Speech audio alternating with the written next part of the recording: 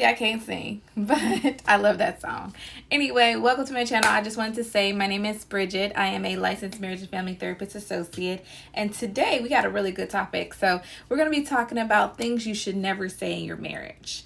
Things you should never say in your marriage, okay? And you might want to stick around to the end because some of these things on this list might surprise you. So are you ready? First and foremost, I just want to mention why are words important? Why is it so important to watch what you say in your relationship? Well, number one, Gottman, John and Julie Gottman are psychologists, and that they have the Gottman's method. And one of the things they realized through their evidence-based research doing their little love lab is that couples that have high levels of content in their relationship are headed for divorce. And this is what happens when you argue. Okay, so we're going to be diving into like a couple of those as well. So pay attention because you may or may not be saying some of these things. I'm transparent and authentic with you guys. Early on in my marriage, I've been married 11 years, going on 12 years now. Early on in my marriage, I can tell you I have said a few of these in my marriage. This is long before I was a marriage and family therapist, and even long before we even thought about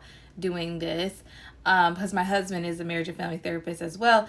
I just was ignorant. I just was ignorant. Didn't know what I was saying. Didn't know how it was affecting. I just thought I was going to be honest, and real or whatever. And these words came out and they just came out all wrong. So here we go. Okay, so the first one is you always or you never, right? So this is an absolute statement, right? Whenever you make absolute statements, you're literally telling your partner that, you're always doing this and there is no room that you got it right or you got it wrong. It's actually unfairly criticism.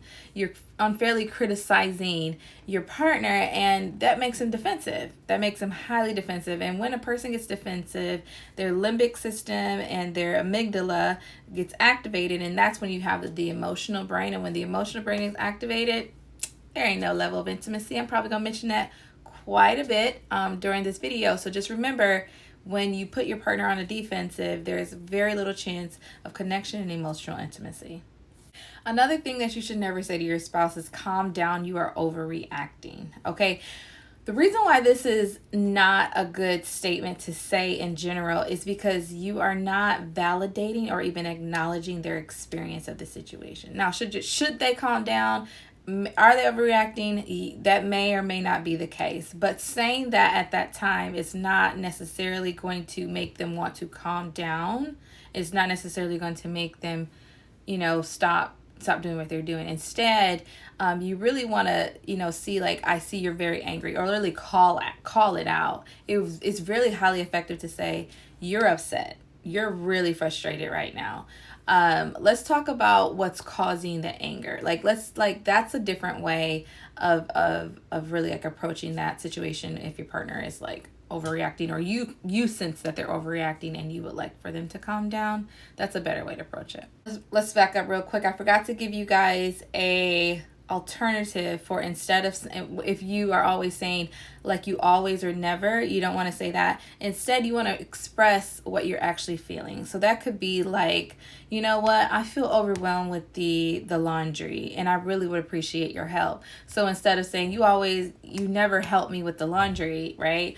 Or you always leave me do all the household chores, say something like what you're experiencing instead of criticizing them, or like really saying that they never did it, because maybe they have done it before, maybe you just weren't there, or maybe you didn't see it. And then again, unfairly criticizing them for every situation, both in the past and the future, is just not a good approach. So instead, express what you're feeling, your thoughts and experiences. Next statement that some couples make is a statement about like, if you really love me, you would, whatever that is, you would spend more time with me. If you really love me, you would take me on dates.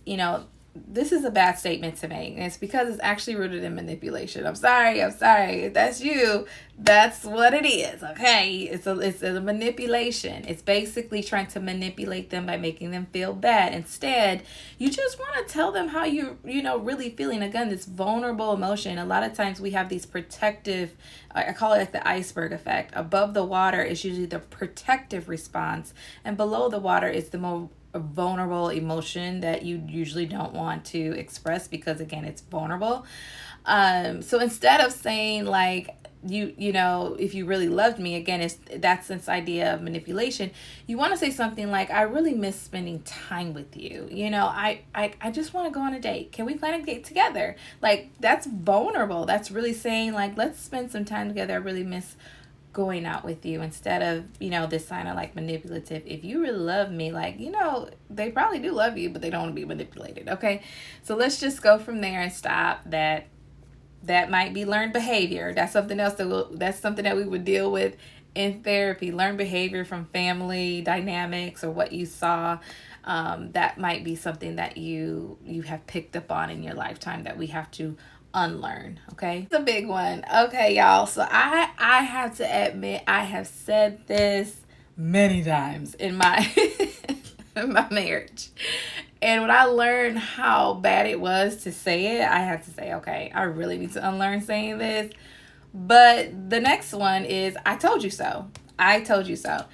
And it just comes across extremely condescending and unsupportive. It makes you, you know, your partner go over there, you know, kind of distance you from there because they made the mistake. It might make them feel bad, may have guilt or shame that they're dealing with about the situation or whatever it is that you told them so about.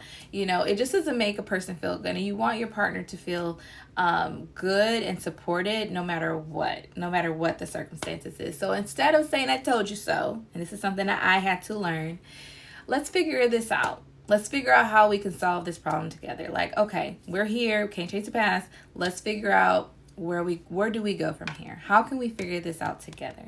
Now you are positioning yourself as a partner in the solution and not just a person pointing out the issue or the problem. And that person has probably already filled with overwhelming feelings of guilt and shame about the situation. So instead of I told you so, let's, you know, you might need to take a break and take a minute to realize the situation is how it's affecting you. And then once you calm down and you emotionally regulate, come back to the table. Okay, how can we figure this out? I'm not saying this is easy, y'all. Definitely dealing with how big it is. But that's a little bit better of a response if you want to stay emotionally collected and have a healthy relationship. Okay? Go a little bit deeper into these particular topics of communication, because I'm telling you, when it comes to marriage in particular and family in general, communication is always something that you're going to be working on. You're going to be married 40 years and still working on your communication because you're evolving and growing and you're dealing with imperfect people and imperfect situations. So this is something that's ever evolving. So we go much deeper into this. I take you through the 7 principles of the Gottman's method. We talk about how to reconnect, how to establish emotional intimacy. If you find that your communication is just very toxic and you need a lot of help, go to Relationality Co. Sign up for a session with myself or, you know, my husband and I together, and let us help you. Don't just be out here struggling, y'all. Like, a lot of people are out here just struggling, and we really want to help. We really want to help you get to a healthy place. And by the way, healthy doesn't mean perfect, but it does mean that you have to be intentional and willing to put in the work. All right, so that's all I have to say for today. Thank you for watching. Don't forget to hit like and subscribe. You could turn on your notification buttons, comment below what you thought, or if there's anything else that you have heard that's really detrimental to your relationship and you want my perspective on it. I'll be happy to share that as well. But the mutual respect is very, very important in marriage and in any relationship. That's engaged couples, I'm talking to you too. Dating couples, I'm talking to you too. If you want to head towards a relationship and a healthy relationship, make sure that you engage in healthy behavior and healthy communication. All right, you guys, my name is Bridget Reed. I'll see you guys later. Talk soon.